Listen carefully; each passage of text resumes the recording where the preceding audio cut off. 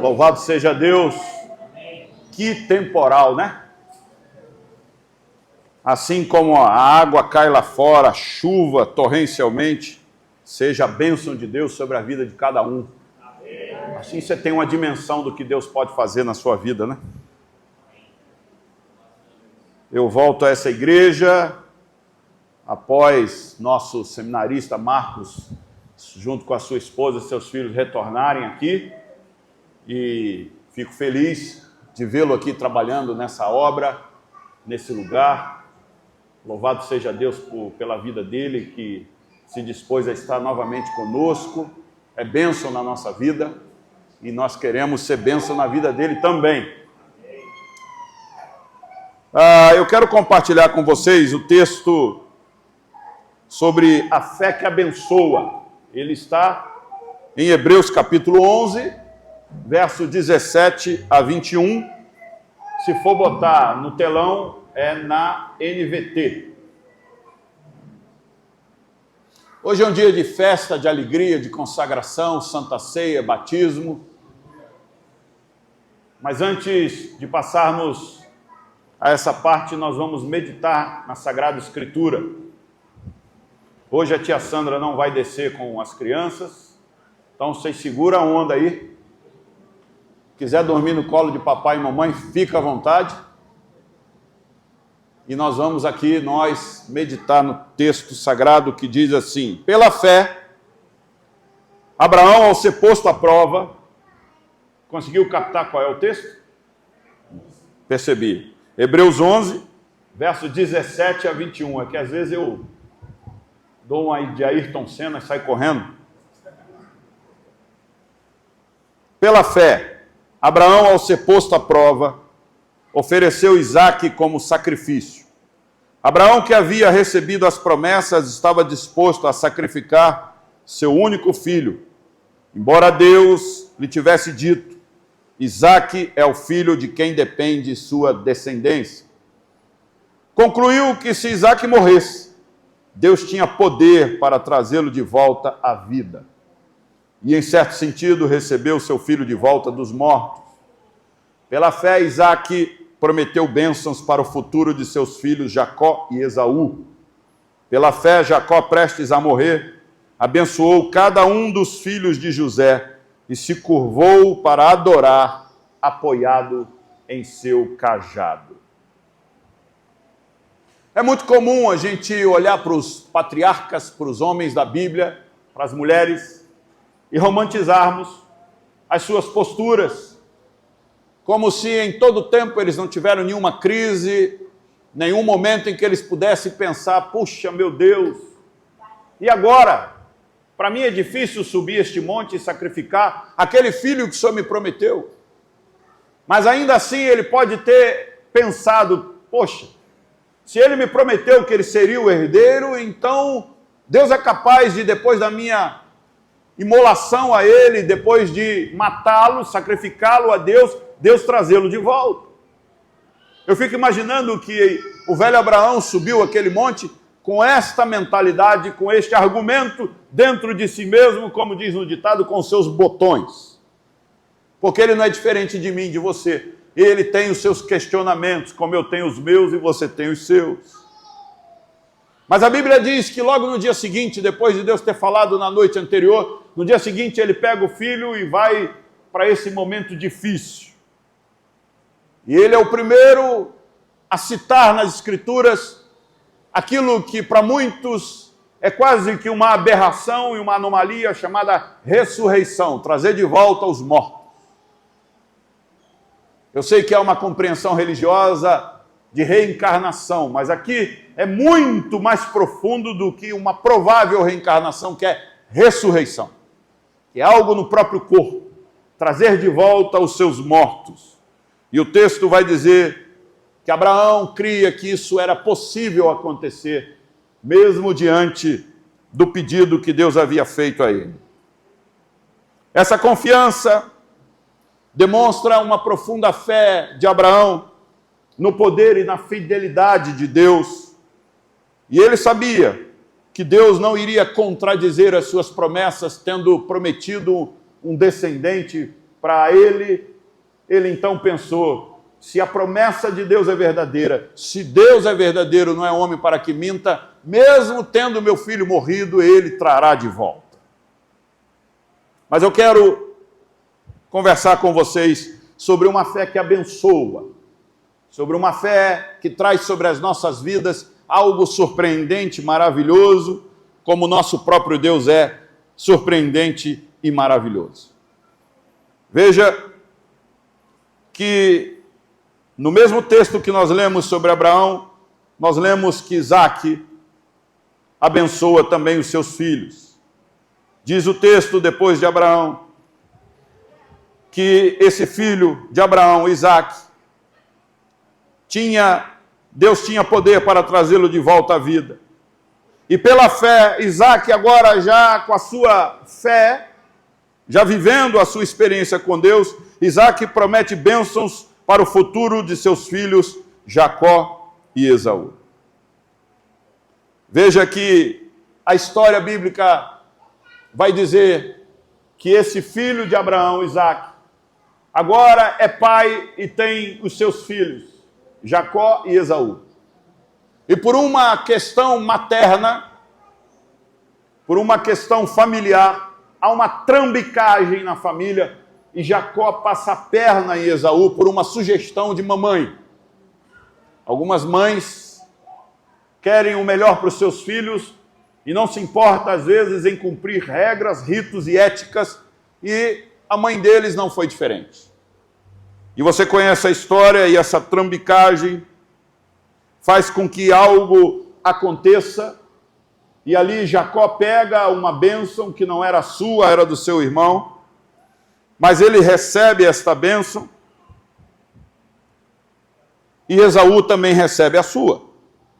A bênção dada a Jacó era a prosperidade material, autoridade sobre os povos, supremacia familiar e proteção divina. Se eu estivesse numa aula de escola dominical, eu mostrava todos os textos e a gente ia acompanhar todas essas bênçãos, mas nós ainda temos outras coisas nessa noite, e eu quero só dizer para você que a bênção que foi dada a Jacó foi prosperidade material, autoridade sobre os povos, supremacia familiar, proteção divina. Mas Esaú também não fica de fora. Ele recebe também uma bênção. E a ele foi dado residência em terras afastadas. Parece que não é uma bênção, mas é uma bênção. Dependência da espada e possibilidade de liberdade futura.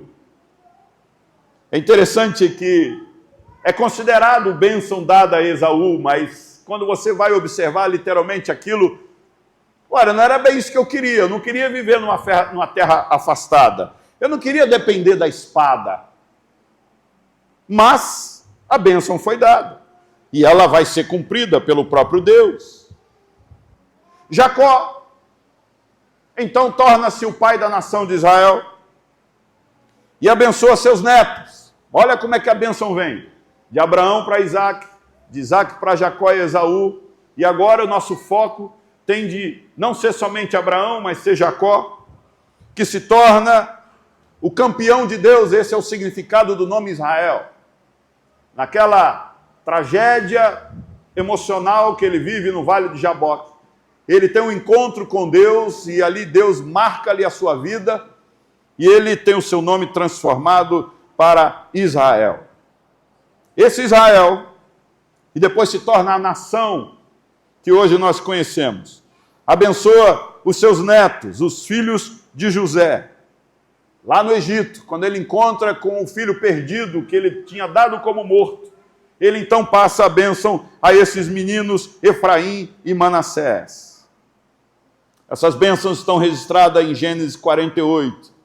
E essas bênçãos são significativas porque Jacó adota os seus netos, os filhos de José, como seus próprios filhos. Ele não dá a bênção como vovô, ele dá a bênção como pai. Ele adota os meninos. E Efraim e Manassés é considerado os filhos de Jacó.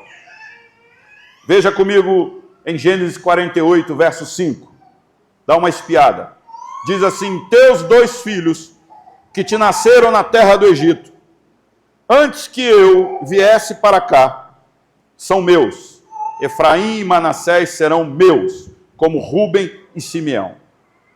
Isso significava que eles se tornariam fundadores de tribos, recebendo partes da herança de Israel. Jacó coloca as mãos sobre os 2 netos para abençoá-los, mas faz algo inesperado e surpreendente. Troca as mãos. E é interessante que Jacó cruzou as mãos, colocando a mão direita sobre Efraim, o mais novo, e a esquerda sobre Manassés, o primogênito. Isso significava que o mais novo receberia a bênção maior. Mas culturalmente a bênção maior deveria ser sobre o mais velho. José, então, quando percebe aquilo num ato de desespero, ele diz: não, meu pai, está errado. Ele diz: eu sei. Estou velho, mas não estou burro. Estou velho, mas eu sei o que eu estou fazendo. E ele disse: Manassés também será grande. Gênesis 48, 19 diz: ele também será grande, mas o seu irmão mais novo será maior do que ele, e sua descendência será uma multidão de nações. Mas ao estender as mãos para colocá-las sobre a cabeça dos rapazes, esse cruzamento mostra que Jacó tinha algo em mente que muitos de nós desconhecemos, e que aquilo que parece que é errado torna-se certo, e aquilo que parece que não vai dar em nada, dá em muita coisa. Isso está registrado em Gênesis 48, de 13 a 20, eu não vou ler o texto, porque seria grande para este momento.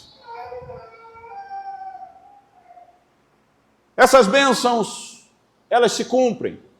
Se você olhar a história de Israel, você vai ver que Efraim torna-se o mais jovem Efraim torna-se maior. Em Gênesis 48, 19, diz que isso se cumpre, porque Jacó profetiza sobre Efraim, o mais jovem, que ele seria maior do que Manassés. O que na cultura de Israel, maior é o primogênito, mas agora o caçula, o mais novo, seria o maior. E nós encontramos na história que Efraim torna-se líder entre as tribos do norte. A tribo de Efraim tornou-se uma das mais importantes e influentes de Israel. Seu território era estrategicamente central e abrigava importantes centros como Siló, onde a Arca da Aliança permaneceu por muitos anos. Efraim torna-se uma representação do reino do norte, que após a divisão de Israel em 2 reinos, Efraim frequentemente representava o reino do norte como um todo. E Efraim cresce numericamente e desempenha um papel importante em várias batalhas históricas de Israel. Mas também Manassés recebe a sua grandeza. Embora Jacó tenha dito que Manassés seria menor que Efraim, ele também promete que Manassés seria grande. E isso a gente percebe através do livro de Josué, que há um extenso território na tribo de Manassés. Eles recebem porções de terra grandiosas, a leste e a oeste do Jordão.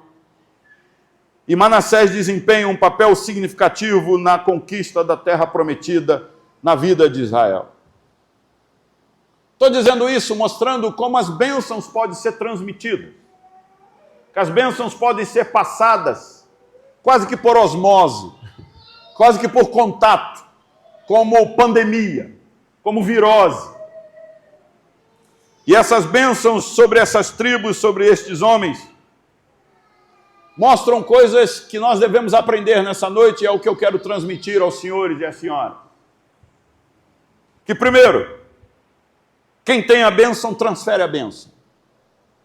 Mas nós precisamos ter a certificação pessoal de que nós somos abençoados, para poder abençoar os nossos filhos e os nossos netos. E eles precisam ouvir, precisam carregar este legado que nós podemos passar aos nossos. E mesmo que você esteja aqui nessa noite e você não seja pai ainda, não seja avô, Mas se você é primo, se você é tio, se você é irmão, se você é amigo de alguém, transfira a bênção para ele. Abençoe. Nós somos chamados para abençoar. Nós fomos chamados para transmitir para as pessoas só bênçãos, só coisas boas. Segundo, que eu percebo que na história desses homens, que a bênção, ela guia a vida do que recebe. Quando nós ouvimos que nós somos abençoados, meu filho, eu te abençoo. Meu irmão, eu te abençoo. Minha esposa, eu te abençoo. Quando nós transferimos essa bênção, quando nós impetramos essa bênção, quem ouve vai crescer psicologicamente com a ideia de que aquilo é verdade e que eu não preciso viver uma vida derrotada porque eu fui abençoado. Jacó, após ser abençoado, passa por aquele processo de transformação espiritual. E eu quero mostrar para vocês que todos nós somos abençoados desde o velho Abraão. Em Gálatas capítulo 3, verso 9, diz que, portanto, todos os que creem participam da mesma bênção que Abraão recebeu por crer. Presta atenção no texto. Eu queria pedir que a igreja lesse 1, 2, 3. Portanto, todos os que creem participam da mesma bênção que Abraão recebeu por crer. Você crê? Amém. Então você recebe a bênção de Abraão. A bênção de Abraão vai para Isaac. A bênção de Isaac vai para Jacó e Esaú. A bênção de Jacó vai para Efraim e Manassés. A bênção, ela vai sendo transmitida, ela vai sendo passada. E é muito interessante que a Bíblia fala que Deus abençoa até a 4ª geração, numa atitude, numa figura simbólica de que a bênção de Deus, ela se estende, ela vai longe. Já contei para vocês que eu sou o primeiro convertido depois de uma geração de umbandistas, mas eu não tenho noção das outras gerações para trás, se tinha alguém que foi abençoado por Deus e houve um momento de interrupção e depois a bênção cai sobre mim e daqui começa de novo uma bênção de Deus na família. Mas eu tenho as minhas convicções de que alguém lá atrás, dos meus ancestrais, deve ter uma vida, deve ter tido uma vida diante de Deus e deve ter tido recebido de Deus uma bênção que ela vem e ela cai sobre mim em algum determinado momento da minha história. Assim pode ser com você também. Terceiro, além da bênção guiar a vida do que recebe, de nos trazer direção, de que nós somos abençoados, a bênção dá significado à nossa existência. Porque sem bênção, a nossa vida parece que não faz sentido. Veja vocês, por exemplo, nós trabalhamos para sermos abençoados com o salário. Nós trabalhamos para sermos abençoados não só com o salário, mas com o crescimento de aprendizado com que nós fazemos, que vai se estendendo a outros. Puxa, isso aqui que eu fiz, essa peça que eu tirei do lugar, essa construção, alguém está usufruindo, alguém está sendo abençoado da bênção que você recebeu, que você transmitiu. Toda a nossa vida só tem significado com a sua existência através da bênção. Sem bênção não faz sentido. Veja, por exemplo, o velho apóstolo Paulo em 1 Coríntios, capítulo 9, verso 26. Ele diz que a sua vida tem um significado de existência que tem a ver com bênção, porque ele diz, eu não corro sem objetivo, nem luto como quem dá golpes no ar. Será que você é daqueles que luta com vento? Não, você luta com aquilo que vale a pena ser lutado. Você luta com aquilo que vai te trazer sentido à vida e significado à vida. Agora, o que eu e você podemos decidir mediante esses exemplos de fé? Presta atenção. Mente cativa em Cristo. O que nós podemos decidir mediante estes exemplos de fé?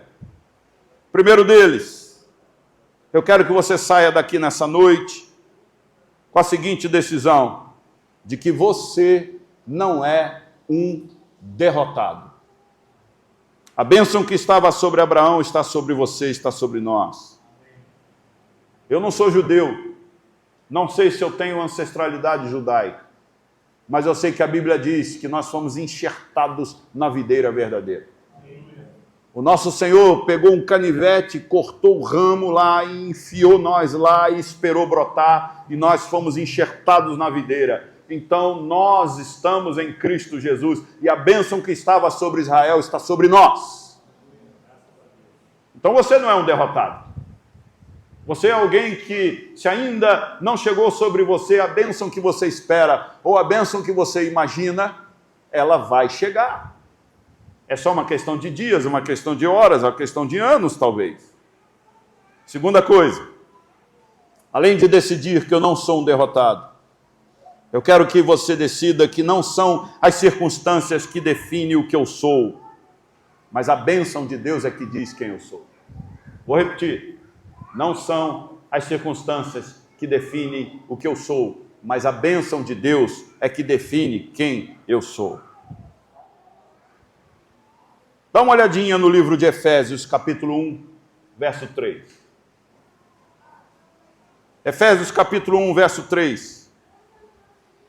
O apóstolo começa dizendo: todo louvor seja a Deus, o Pai de nosso Senhor Jesus Cristo, que nos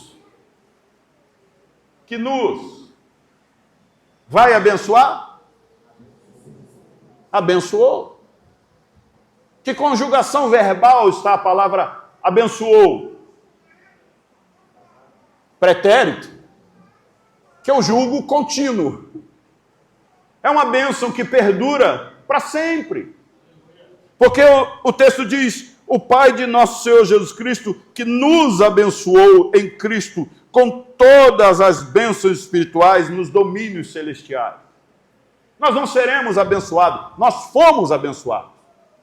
Nós não esperamos a bênção já está sobre nós. Agora nós temos que lidar com a questão do tempo, do espaço, do momento do cumprimento, mas ela já está decretada, decidida na glória, no eterno trono de Deus. Já foi dado. É como se o correio ainda não tivesse chego na sua casa. É como se ainda a mensagem ainda está voando pelos cabos da internet, mas já foi dada a notícia, já foi deflagrada a vitória sobre a sua vida. Você já foi abençoado em Cristo Jesus. Só precisamos crer nisso. Nós precisamos crer nisso. Porque não são as circunstâncias que dizem: olha, eu acho que eu não sou um homem abençoado porque eu fui sair para viajar, o pneu do carro furou. Troca o pneu, infeliz. Mas eu não tenho pneu suficiente para trocar, vai de outro jeito. Mas eu decidi ir, eu vou. Ninguém vai me parar. Vou encostar o carro aqui e vou seguir viagem. Ou seja, a determinação de crer de que nós fomos abençoados define a nossa vida, porque não são as circunstâncias que definem o que eu sou, mas o decreto de Deus que disse que eu sou abençoado, e ponto final. Quando a gente entende isso, isso traz, presta atenção no que eu vou dizer, um resultado psicológico grandioso, porque a gente não fica refém das palavras dos outros. A gente não fica refém do que os outros dizem a nosso respeito. A gente não fica refém do que os outros pensam a nosso respeito. Quando nós temos essa convicção da bênção de Deus sobre nossas vidas, a gente não fica preso ao que os outros dizem sobre nós, porque o que vale é o que Deus disse sobre nós, não o que os outros dizem sobre nós. Terceiro, o que nós podemos decidir mediante estes exemplos de fé? Viver como um abençoado, crendo em todos os momentos, paz em meio às dificuldades e esperança no porvir. Viver como abençoado significa que não há notícia que me tire do sério, não há notícia que venha e que me traga descontrole. Nosso presbitério se reuniu esse final de semana e sobre a pauta de que havia um desmembramento. O presbitério de Pinheiros vai se desdobrar, de 22 igrejas, vamos criar um outro presbitério. Mas quem vai para o outro presbitério? Quem decide quais igrejas que vão para o outro presbitério? E quando me chegou a notícia, eu disse, para mim tanto faz. Se ficar em Pinheiros ou se for para um novo presbitério. Eu gostaria de ir para um presbitério menor, pequenininho, porque os trabalhos são mais fáceis, as documentações. Mas alguém me disse, poxa, mas todo o dinheiro que vem em sua grande substância vem da igreja de Pinheiros. A igreja mãe. Nosso presbitério no final desse ano vai fechar o ano de 2025 com uma arrecadação de R$1 milhão. Isso é histórico na igreja presbiteriana, em presbitérios. Mas pastor, nós vamos para o outro presbitério e a grana? É imprescindível, é inevitável, melhor, não se pensar nisso.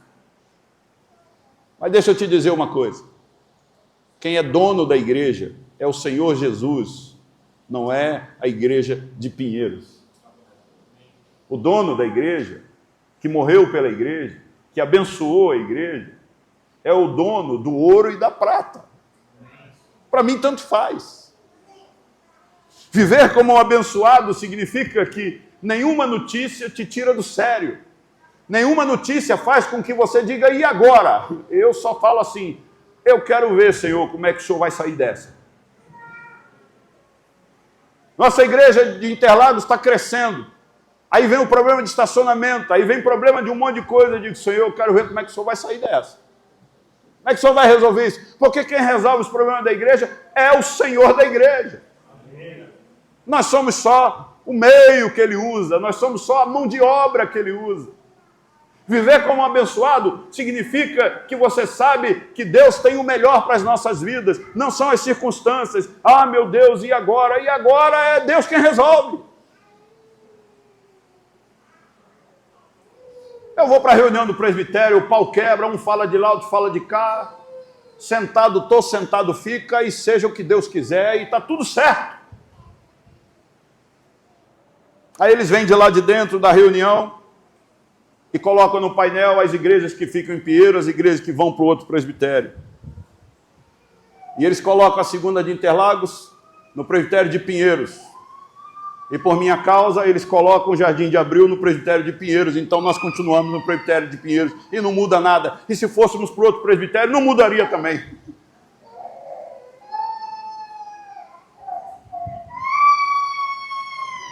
Viva como abençoado.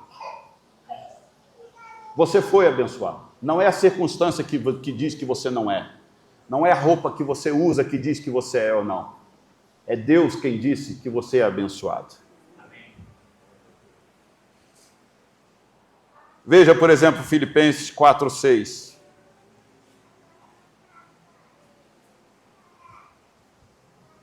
Não vivam preocupados com coisa alguma.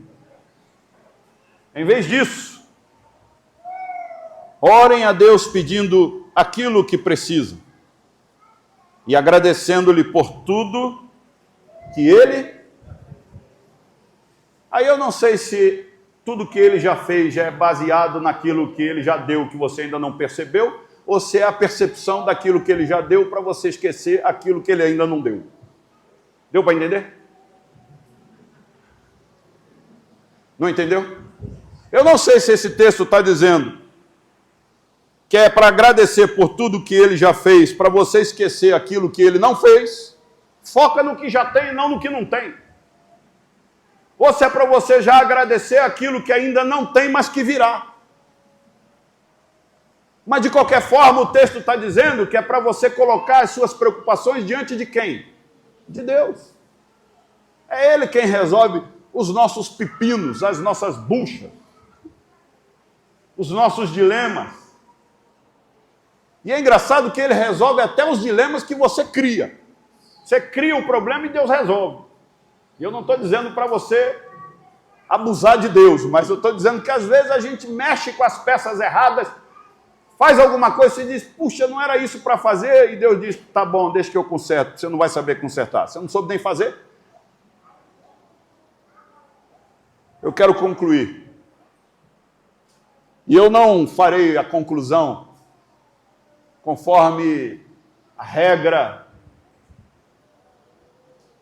homilética e hermenêutica diz que nós devemos fazer. Essas coisas do seminário eu sei muito bem, já passei disso há muito tempo.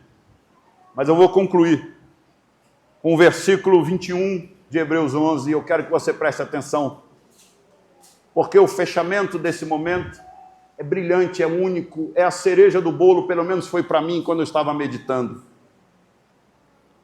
Hebreus 11, 21 diz, pela fé, Jacó, prestes a morrer, abençoou cada um dos filhos de José e se curvou para adorar, apoiado em seu cajado. Presta atenção. Falei das bênçãos de Abraão, de Efraim, Manassés, das bênçãos que estavam sobre as tribos, as bênçãos que estão sobre nós. Mas agora eu quero falar sobre o fim da vida de Jacó, depois de encontrar com seu filho José, lá no Egito. O texto diz que ele curvou-se apoiado em seu cajado. Este ato de Jacó ocorre no contexto de sua velhice, quando estava abençoando os filhos de José, Efraim e Manassés. A menção ao cajado simboliza a humildade e a devoção de Jacó a Deus, mesmo em seus últimos momentos de vida. Ele reconhece a soberania de Deus sobre a sua vida e sobre as promessas feitas a ele e a sua descendência. Esse gesto é significativo porque demonstra uma fé inabalável de Jacó até o fim da sua vida. E é muito interessante que grandes homens dizem que o mais importante não é começar bem, mas é terminar bem. E a gente sabe de muitos pastores que começa voando alto, mas termina no adultério, no furto, no desespero, na perda de fé. O importante é terminar, muito mais do que começar.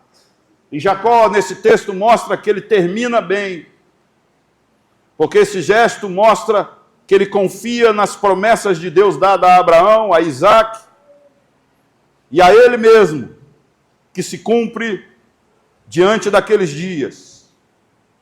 E o cajado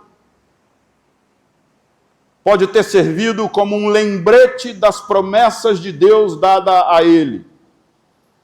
Em sua visão em Betel, lá em Gênesis 28, de 10 a 22, não precisa pôr, Jacó fez um voto a Deus, enquanto segurava apenas o que tinha em suas mãos, que era este cajado que acompanha ele durante toda a sua vida.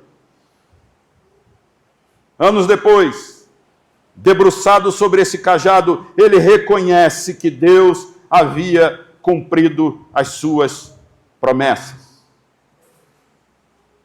Veja o que ele diz em Gênesis 32, verso 10. Não sou digno de toda a bondade e fidelidade que tens mostrado a mim, teu servo.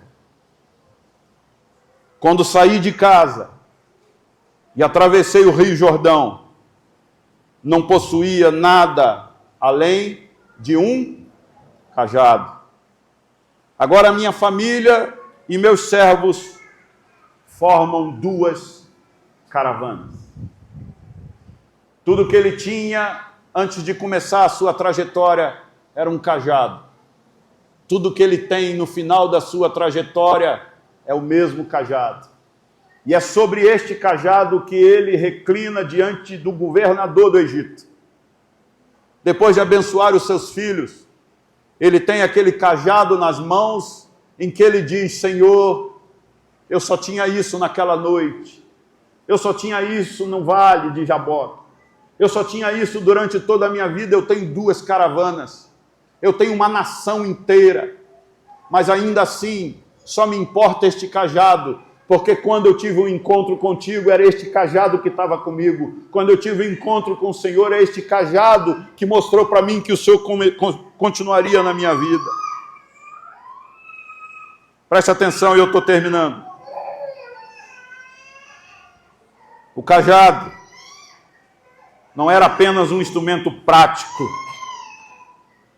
mas um símbolo de sua jornada espiritual, de dependência em Deus e confiança nas promessas divinas. Apoiar-se no cajado para adorar representava humildade e fé de alguém que viveu sua vida confiando em Deus e que terminou a sua jornada honrando e confiando no mesmo Deus que o sustentou durante toda a sua vida. Eu quero lhe fazer uma pergunta e você não precisa me responder. Qual é o seu cajado? O que você tem que simboliza a presença de Deus na sua vida? Um relógio que você ganhou quando se converteu? Talvez você nunca tenha pensado nisso, mas saia daqui hoje escolhendo um cajado para continuar a trajetória cristã com você e que vá até o final da sua vida. Eu tenho uma Bíblia que, se você pegar nela, ela se desmonta sozinha. Ela deve ter mais de 30 anos. Ela está encravada entre 2 livros na minha biblioteca. E eu já me desfiz de vários livros, porque a minha biblioteca é igual rato, dá cria. De vez em quando você tem que se desfazer porque não cabe. Mas aquela Bíblia, ela irá comigo para o túmulo ou ficará para os meus filhos, ou para os meus netos. E ali estão as minhas primeiras marcações dos aprendizados que eu tive na igreja. A primeira Bíblia que eu ganhei quando eu entrei numa igreja evangélica, na igreja presbiteriana de Governador Portela. Uma Bíblia que está se desfazendo, mas ali é o meu cajado. De vez em quando eu a pego, com os olhos marejados, sozinho na minha sala, eu disse: Senhor, Tu me trouxeste até aqui. E este livro me guiou por mais de 30 anos de fé. E esse livro, para mim, é o meu cajado em que me debruço. Eu tenho um papelzinho que em 1991, sentado no capô do meu carro, lá em cima numa cidade, na minha cidade de Miguel Pereira, quando Deus quis me tirar de lá e me trazer para São Paulo, eu me sentei 9 horas da manhã em cima do capô do meu carro e saí de lá 6 horas da tarde em jejum. E Deus me deu vários versículos bíblicos que eu fui anotando, que eles foram dados ao meu coração, e eu transcrevi num papel e guardei na minha caixa de documentos. Ela tem a mesma validade do que a escritura da minha casa. E ele está grilado. Sabe o que é papel grilado? Aquele papel amarelo. E quando eu entro em crise, quando eu entro em pensamentos difusos, eu lanço mão do meu cajado, daquele papel, para me lembrar de todas as promessas que Deus deu à minha vida. É o meu cajado. É o cajado de Jacó, que acompanha ele durante toda a vida. Você tem um cajado? Você tem algo que você possa se lembrar, dizendo: aqui é a marca da presença de Deus. Os patriarcas, quando andavam errantes pela terra, onde eles pararam, que eles tinham um encontro com Deus, eles amontoavam pedras. Você sabia disso? Quando Deus falava com eles, eles colocavam uma pedra em cima da outra. E era comum entre os povos passar e não derrubar, porque sabia que ali alguém teve um encontro com uma divindade, um encontro com um ser especial. Então eles mantinham aquilo. Agora, já pensou você ir, ter uma experiência com Deus, marcar aquele lugar e na volta, anos depois, você passa, está ali aquele monumento, você diz: aqui, saí novo e volto velho, aqui Deus falou comigo.